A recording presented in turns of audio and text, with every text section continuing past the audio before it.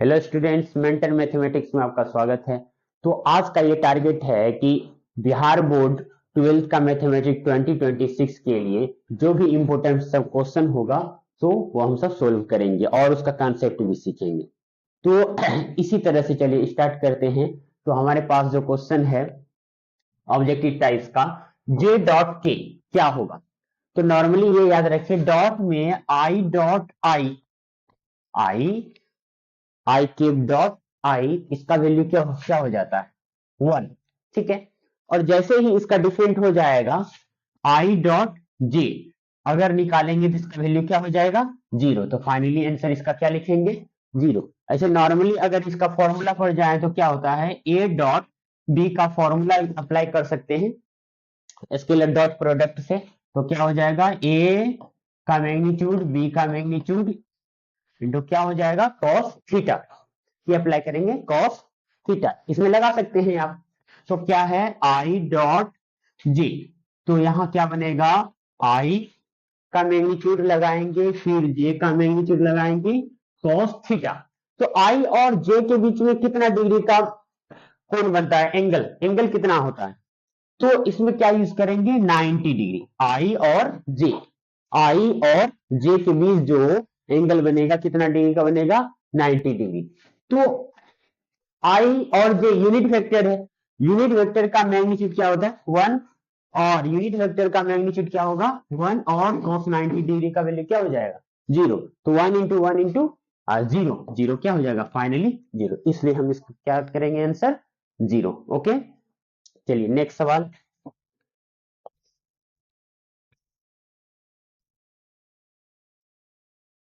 जैसे हमारे पास ये क्वेश्चन है, क्या कह रहा है ये question,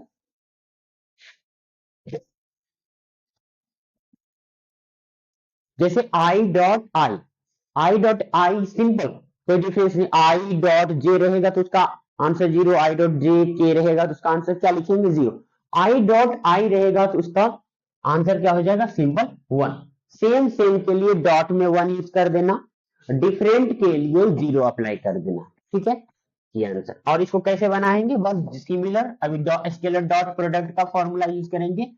A dot b equal to क्या होगा, ए मैग्नीट्यूड बी मैग्नीट्यूड और कॉस थीटा, कॉस थीटा। तो हमारे पास क्या है, I dot I, I dot I के लिए आई का मैग्नीट्यूड लेंगे फिर आई, बी भी मेरे पास आई होगा, कॉस थीटा, कॉस थीटा। ये दोनों आई आई के बीच कितना डिग्री का एंगल बन रहा है, 0 डिग्री का, यहाँ 0 डिग्री लिखेंगे। तो यूनिट वेक्टर का मैग्नीट्यूड क्या होता है, 1, 1 लिखेंगे। फिर आई यूनिट वेक्टर है, यूनिट वेक्टर का मैग्नीट्यूड क्या होगा, 1, 1 इंटू 1 और cos 0 डिग्री, cos 0 डिग्री बहुत ही इजी है। इसका वैल्यू क्या लिखेंगे, 0 डिग्री का, ओ यार क्या 0 डिग्री का 0 ही लिखा गया है, इसको क्या लिखेंगे, 1, 1 लिखेंगे 1। तो 1 इंटू 1 इंटू 1 क्या हो जाएगा, फाइनली 1, 1 टिक करेंगे इस तरह से। ठीक है, बहुत ही मजा आएगा, एकदम से बने रहिए मस्त तरीका से। चलिए नेक्स्ट सवाल।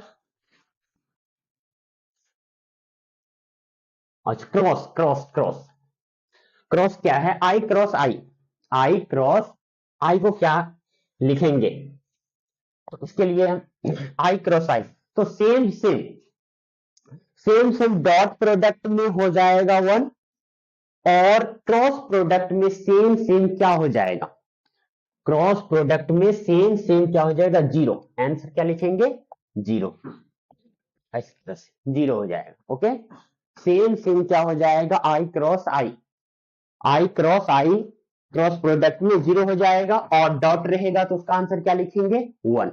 ओके, आई होप आप समझ रहे हैं। चलिए नेक्स्ट क्वेश्चन करते हैं। ये सवाल बहुत ही इजी है, तो आप फिक्र मत कीजिए, एकदम 1 बाय 1 करके कॉन्सेप्चुअल चलेंगे और फिर जो शॉर्ट्स लगेगा, जहां ट्रिक लगेगा वो भी अप्लाई करते जाएंगे।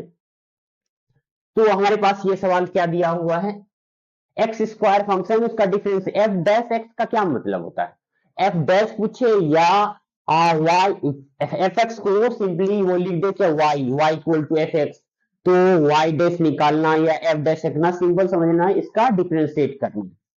क्या करना है, इसका डिफरेंशिएट करना है। तो डिफरेंशिएट y डैश x, यही फाइंड आउट करना है। तो f डैश x क्या है दिया हो, एक्स स्क्वायर। इसको डिफरेंशिएट करेंगे कैसे, x के रिस्पेक्ट में, एफ एक्स, इसको किसके रिस्पेक्ट में डिफरेंशिएट करेंगे, x के रिस्पेक्ट में। तो क्या दिया हुआ है, एफ एक्स एक्स स्क्वायर, और एक्स स्क्वायर का डिफरेंशिएशन क्या हो जाएगा 2x, और इसको क्या डिनोट करेंगे, एफ डैश एक्स। तो फाइनली क्या हो जाएगा 2x। तो 2x आंसर हो जाएगा। ओके, नेक्स्ट सवाल। चलिए, जैसे इंटीग्रेशन ऑफ dx, क्या पूछ रहा है, इंटीग्रेशन ऑफ dx, एकदम बहुत ही इजी है, थोड़ा बहुत ही पढ़ेंगे फटाफट फटाफट ये सोल्व हो जाएगा। ठीक है, तो क्या दिया हुआ है, integration of dx, simple, dx का इंटीग्रेशन क्या लिख देना है, x। ठीक है, तो इसका आंसर क्या हो जाएगा, x, और साइड से तो कांस्टेंट यूज करते ही है, x प्लस सी हो जाएगा। साइड से कांस्टेंट, जैसे इंटीग्रेट किया जाता है कोई भी फंक्शन को इंटीग्रेट करने के बाद क्या लगाते हैं, अप्लाई क्या करते हैं, प्लस सी ऐड करते हैं हर हमेशा, कि मतलब और भी इंटीग्रेट आगे कर सकते हैं, इसलिए इसका आंसर क्या हो जाएगा, x प्लस सी। ओके, नेक्स्ट,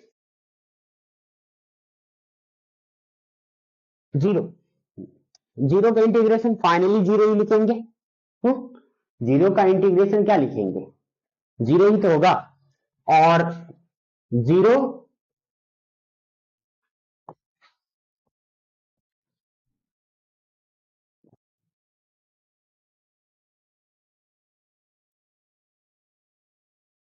क्या हो जाएगा, जीरो का इंटीग्रेशन करेंगे तो जीरो प्लस कांस्टेंट, मतलब क्या हो जाएगा, सी।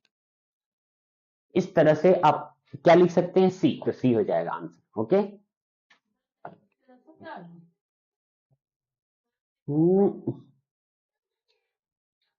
क्या बोल रहा है इस सवाल में,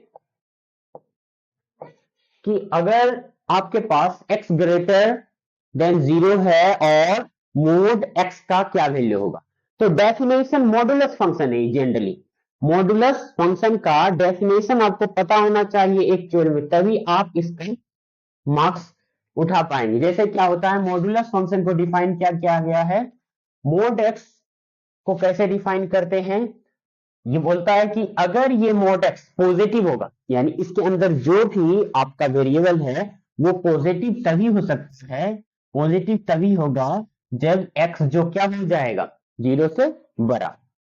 फिर उसके बाद ये निगेटिव हो जाता है, और निगेटिव का ये कंडीशन है कि ये निगेटिव तभी होगा जब x क्या होगा, लेस देन जीरो।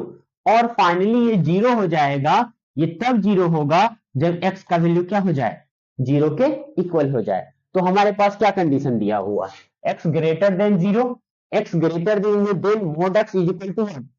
तो x ग्रेटर देन जीरो यहां है हमारे पास, और उसका वैल्यू क्या आ रहा है, प्लस में x।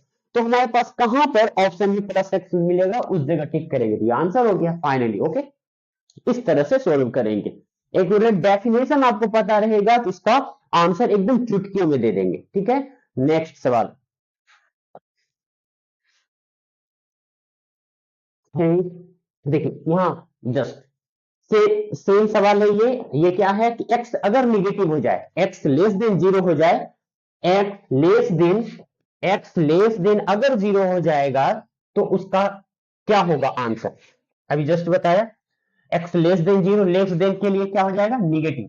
Similar mod x is equal to, क्या डेफिनेशन, ये पॉजिटिव x तभी बनेगा जब x क्या होगा, ग्रेटर देन जीरो, और ये x निगेटिव तभी बनेगा जब x क्या हो जाएगा, लेस देन जीरो, और ये जीरो तभी होगा जब x की वैल्यू क्या हो जाएगी, x की वैल्यू क्या हो जाएगी, जीरो। तो ये हो गया final answer.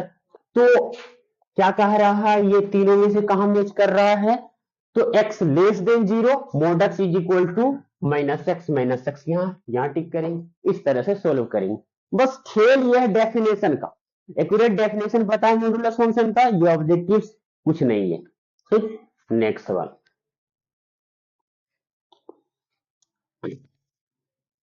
Sine square 45 degree, 45 degree का 1/√2, फिर उसका 1/√2 का स्क्वायर कर दीजिए, 1/2 हो जाएगा। तो आंसर क्या लिखेंगे? 1/2। ओके, क्या लिखेंगे? 1/2। क्लियर? नेक्स्ट कॉस, ये सब भी इजी है, एकदम हल्का है, लगाइए। और ये सवाल देखिए क्या दिया हुआ है।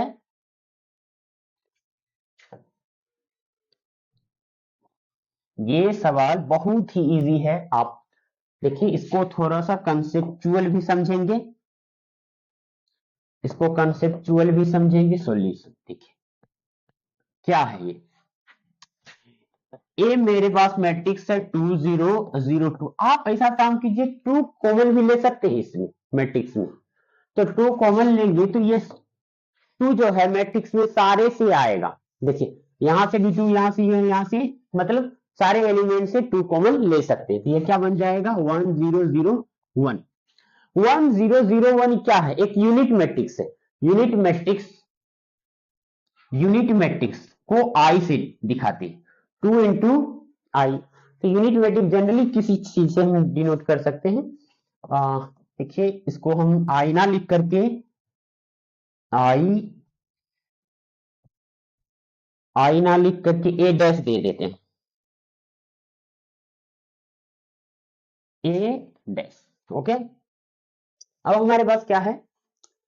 ए स्क्वायर, ए स्क्वायर अप्लाई करेंगे, ए स्क्वायर, और ए हमारे पास क्या है? 2 इंटू 1 0 0 1 है।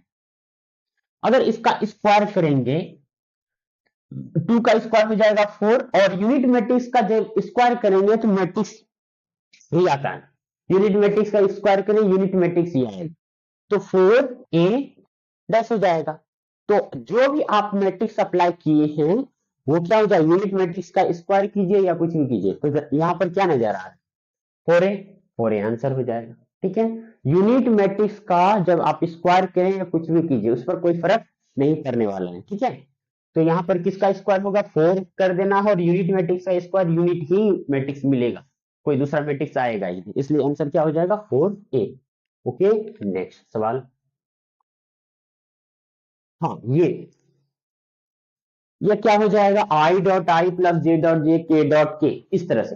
तो आपको आई पिछले बताया क्या कि क्रॉस प्रोडक्ट में आई डॉट आई क्रॉस आई रहेगा तो उसका वैल्यू 0, और डॉट प्रोडक्ट में अगर आई डॉट आई रहे तो उसका वैल्यू क्या हो जाता है? 1। तो इसका वैल्यू क्या हो जाएगा? इसका अगर वैल्यू अगर हम निकाले तो क्या हो जाएगा? एकदम बहुत इजी है। ठीक है, आप एकदम शांत करके माइंड को थोड़ा सोचिए। देखिए क्या है, आई डॉट आई क्या है?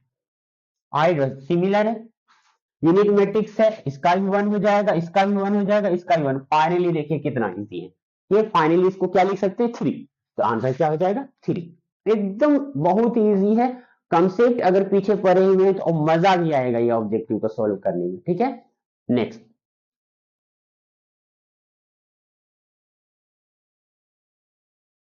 नेक्स्ट सवाल क्या है? आई क्रॉस जे, आई क्रॉस जे, एक आपको ऑर्डर पता होना चाहिए। एक ऑर्डर आपको क्रॉस प्रोडक्ट में एक शॉर्टकट जो है आपको ऑर्डर पता रहना चाहिए। ये आई होता है और ये जे और इधर के। आई क्रॉस जे तो क्या मिलेगा? के। तो फाइनल आंसर क्या है? के। उसी तरह से जे क्रॉस के लिखेंगे तो फाइनली क्या हो जाएगा? आई। तो ऐसा कुछ नहीं दिया हुआ है तो नहीं लिखेंगे, तो यहां से क्या लिखेंगे? आई क्रॉस जे, तो क्या हो जाएगा? के। तो इसका आंसर क्या हो जाएगा? के। नेक्स्ट सवाल सोचिए, बहुत ही इजी है बट कंसेप्चुअल रहना चाहिए तो उससे सारा क्वेश्चन बन जाएगा। ठीक है, तो नेक्स्ट सवाल क्या है? तो अभी बताया कि क्रॉस प्रोडक्ट, ये क्या है? क्रॉस प्रोडक्ट का सवाल। सेम सेम क्रॉस प्रोडक्ट में करेंगे तो उसका वैल्यू क्या होता है? 0, ये भी 0, ये भी 0, ये भी 0। तो फाइनली क्या हो जाएगा?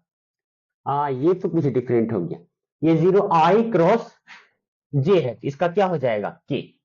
ये 0 होगा, ये 0 आई क्रॉस जे, अभी जस्ट बताया एक सर्कल से एक ऑर्डर में लिखे तो आई क्रॉस जे क्या हो जाएगा? के। 0 प्लस 0 प्लस के, तो फाइनली क्या हो जाएगा के, इसका आंसर क्या हो जाएगा के।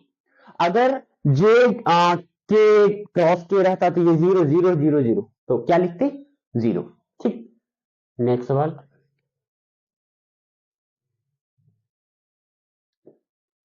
अब ये क्या है, आई प्लस जे का मैग्नीट्यूड निकालना है, आई प्लस जे का मैग्नीट्यूड निकालना है। तो आई प्लस जे का क्या मैग्नीट्यूड होगा,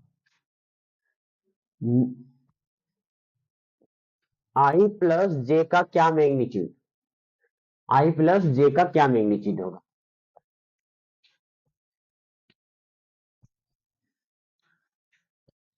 तो देखिए सिंपल, आर वेक्टर हमारे पास एक्स आई वाई जे, या मतलब y के साथ j प्लस जेड के साथ अगर k होता है इस टाइप का, ठीक है, तो r का जब हम मैग्नीट्यूड निकालते हैं तो क्या हो जाएगा, under root x square plus y square plus z square, ऐसा कुछ।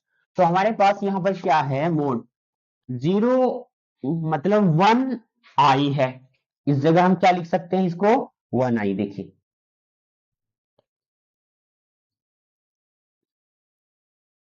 1 आई प्लस जे 0 के। तो इस जगह आप क्या करेंगे, अगर इसका वो मोड पूछा है तो ये आई जे का कोफिशिएंट क्या है 1 है, और के का कोफिशिएंट क्या है, यानी एक्स एक्स वाई जेड के प्लेस में क्या है 1 0 1।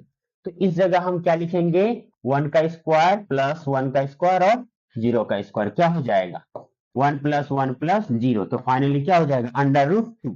तो यहाँ कौन सा ऑप्शन होगा अंडर रूट 2।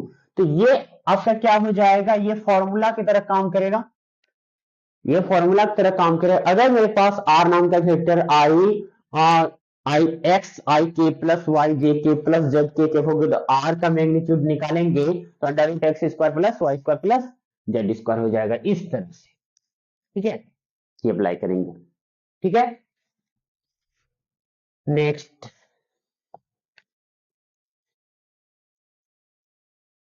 आई जे के, तो सिमिलर इसी तरह से सोल्व करेंगे। तो क्या दिया हुआ है हमारे पास, क्या दिया हुआ है आई प्लस जे प्लस के, मतलब यहां से हम लिख सकते हैं 1 आई 1 जे 1 के। अगर इस तरह के फॉर्म में मान लिया कोई वेक्टर है आर वेक्टर है, ठीक है, तो इसका अगर मैग्नीट्यूड निकालेंगे तो क्या हो जाता है x square plus y square plus z square, ऐसा कुछ है। तो 1 का स्क्वायर प्लस 1 का स्क्वायर प्लस 1 का स्क्वायर सिमिलर, तो ये क्या हो जाएगा रूट में 3। इस तरह से सोल्व करेंगे। ओके, तो रूट 3, तो आंसर क्या हो जाएगा रूट 3। क्लियर, नेक्स्ट सवाल। आई डॉट जे डॉट के डॉट आई, इसका आंसर क्या हो जाएगा I dot J, I dot J अगर हम चाहें इसको I dot J, I dot J किस तरह से सोल्व करेंगे, इसका वैल्यू तो 0, इसका वैल्यू 0, यहां 0 यहां 0, मतलब फाइनली क्या लिख सकते हैं इसको देख करके 0, आंसर क्या हो जाएगा 0। I dot J same same dot में 1 डिफरेंट होगा तो 0।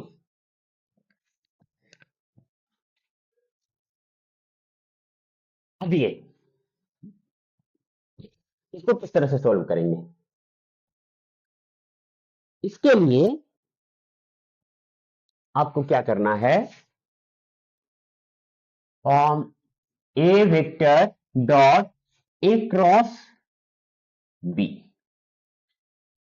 क्या होगा, ए क्रॉस बी क्या होगा, इसका क्या हो जाएगा। तो इसमें आपको करना क्या है, ए डॉट ए यहां से लगाएंगे डॉट, फिर क्रॉस में आकर के ए डॉट बी, तो इसका सिमिलर सिमिलर का क्या हो जाएगा, सिमिलर सिमिलर का क्या हो जाएगा। तो जैसे यहां से सिमिलर निकालेंगे तो इसका आंसर क्या हो जाएगा,